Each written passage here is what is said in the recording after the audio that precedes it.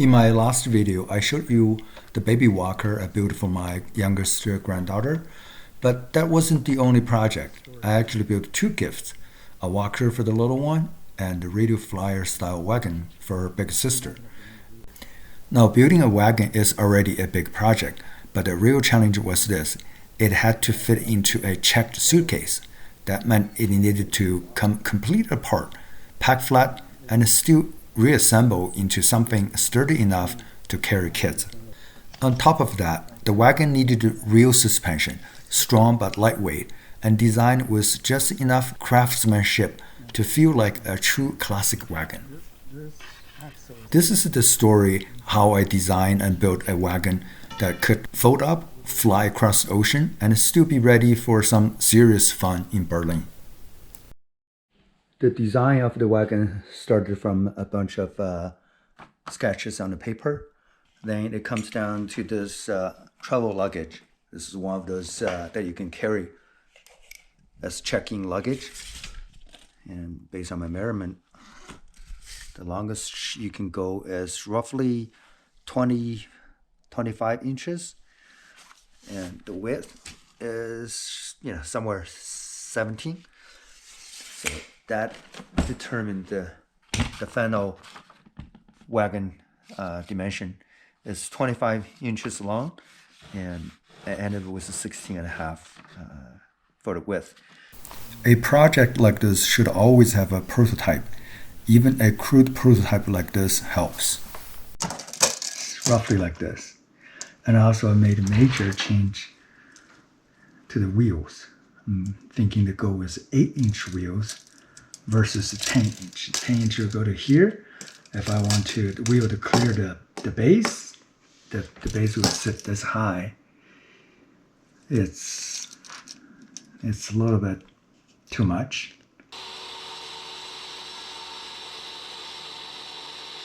So the base is all cut, the 3-inch wide. This is a 15-inch in this direction, the interior. The total length of this is a 25. Baseboard, a quarter-inch is a little bit too thin. Half-inch is overkill. I guess we're gonna have to go half-inch. Cut the dado of the base. I just ran the table saw like 5 times. I set the depth to 1/4. 5 times after, I got exactly half-inch dado, a quarter-inch deep. These two projects actually overlap with each other. The problem I realized is what I should have done is also do a mortise, so the side can be held together without screws. What I learned is that the part that sticks out is called a tenon, and the one that is female part that it goes into is called mortise. So, as an after-the-fact fix, I hammered a metal tab and drilled a channel to receive it. Turns out I hacked my way into the tab and slot method, a blessing in disguise that's often easier than a traditional tenon. The biggest design decision was the front suspension. I had no idea how much there was to learn about the steering until I started this project. I spent days studying different options: Ackerman, caster wheel, Lazy Susan, Kingpin. I was especially fascinated by Ackerman steering, the system all cars use. Ackerman steering relies on this trapezoid-shaped linkage. So as you turn, the inner wheel will turn more than the outer one. So this will prevent the vehicle from flipping over at a higher speed. I don't know why this little garden cart uses Ackerman. Either way, Ackerman was too complex for a children's wagon. Next, I look at the caster wheels. It's too easy. It's soulless. It's fine for a utility cart, not for a wagon with character. I seriously looked into the Lazy Susan option because I was intimidated by the Kingpin solution. In the end, I ruled it out because Well, the solution would have been too lazy. Pun intended. I finally went with a unique Kingpin solution because it combines the craftsmanship with the classic appeal. Instead of trying to describe it, let me just show you how it came together. If you don't already have an existing design, it is just mock-up. You have to really try it to see. Something like this. And then axle will go through here. I mean, that will be shorter. Then there's going to be another rod go through here and connect to here. And add a couple washers so it can rotate. It's like now. I think that's plenty strong. This axle does not rotate the wheels as bearings, so all it needs to do is to secure the rod onto the yoke. The second one I made. The first one, as you can see, on the taper saw, it was a kickback that made a big scar. I'm glad it was not my finger, or the thing flew off and didn't hit me. I'm just lucky. Now I made this one. Somehow misaligned this. Oh man, tough call. I don't want to make another one. I don't know. Another one of this. And it's not 100% perfect. If you want to know the dimension, this width in my case is 11.5, so I'm making the same width as this bracket, slightly less. I don't want the wheels to rub against the plywood. The other things, the total distance here is 8. And I tried to make this a 4, but I ended up with 3 7/8, 3 3/4 something. I also tried to make this a 3.5 and ended up with a 3. I'm showing you all the mistakes I'm making. In case if you're following the same direction, using the same dimension, making this little wagon, so you can avoid some of the mistakes. The two things I can guarantee you. One is you will for sure make at least one mistake if you're building this wagon. Maybe small, maybe big. The other thing I can guarantee you is you will never make any of the mistakes. If you don't do it, you will never make those mistakes. I think I deserve one good luck with all the mistakes I made. This one, this block, turned out if I flip it, it's exactly the perfect size. So I'm going to cut it here. Not only this is the exact size, I can reuse this hole. And this will be where the kingpin will go through here. And that's the rod. The yoke board will turn around. And that makes the front steering work. Now there's a spacer block I see, and also I bolted on here using I think 1.5 or 1.5 construction screw. 5/8 carriage boat.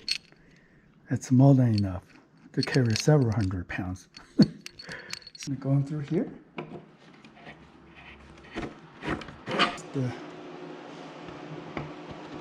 yoke like this, except I need to add more washers.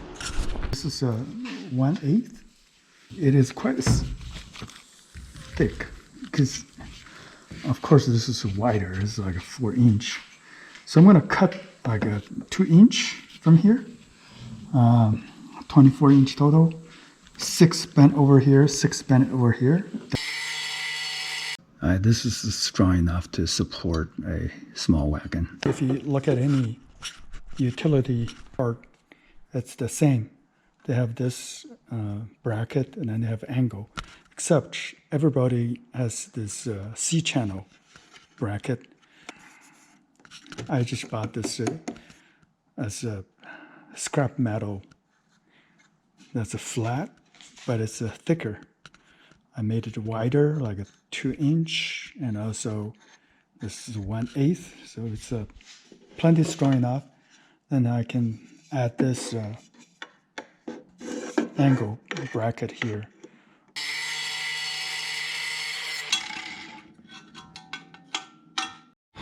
Might be able to do it with the device. That'll be great. Oh, it worked. This left side and the right side, they're not interchangeable, so I'm not going to worry about the precision. I'm just drill a hole here, drill a hole here. I made 10 brackets for the side panel by cutting steel sheet into strips, then hammering them into shape. This is the trickiest one. I figured out I can just use a puncher and do this. 100% made in the good old USA. You're very close now. So I did the 2 dados on this side and on the other side. So this will help to clamp the longer side together. I made the handlebar from a broken tool and used a pre-made handle ordered from Amazon. I made this connector to join the yoke and the handle. It's simple, but I put a lot of thought when designing it, as you will see. Time to install the handle now. I already cut to size. I also inserted a PEX B line inside here to reinforce it.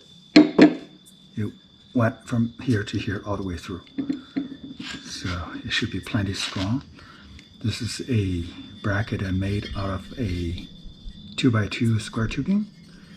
And this is how I'm going to put it on. The bolt actually goes through that the center PEX B line. That will give it extra strength. Look at here, Murphy's Law. Everything can go wrong. Will go wrong. I installed this 90 degrees wrong. The handle should be this way. Things are coming together now. This is the base. One important feature I want to have. This is a test. As I want this handle to be, you can fold this handle so when you store it, it does not take a lot of space. And it looks like it's working. I installed the set panel brackets and painted everything. Here are a couple more measurements I want to show you. If it goes to the side bar is 9 inches from the bottom. This distance is about 1.25 inches. Everything can be disassembled. Then you can put it in a suitcase to get on a flight. Otherwise, you can make it bigger. This is all in everything, 8.5 pounds. This one, including wheels and 2 axles, is 32 pounds. Without it, it's 20 pounds. I'm gonna take this on a flight without wheels because I'm gonna order the wheels at the destination. I can put the wheels back on with a full threaded rod. The total rod probably like 15 inches, something around that. Well, the story won't end without one final major mistake. I decided to fit the axles after everything was packed. I just cut them to 15.5 inches, thinking they would be alright, only to find that they were a 1/2 inch too short when I tried to reassemble everything in Berlin. Well, good thing I am a DIY guy. I got to visit Bauhaus and OB, their equivalent of Home Depot, and bought new hardware to complete the wagon. I even brought home a Bauhaus foldable ruler as a souvenir. It's in metric though. The 2 wagons and a little push cart, completely done and delivered, quote unquote.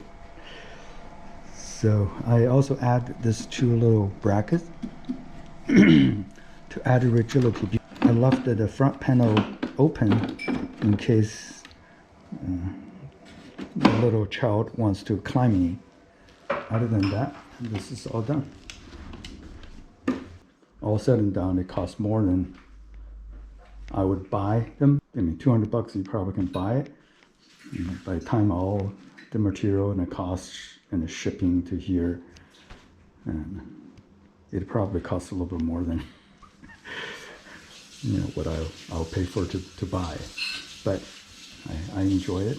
I hope my granddaughters will enjoy them. Europeans seriously protect their children's privacy.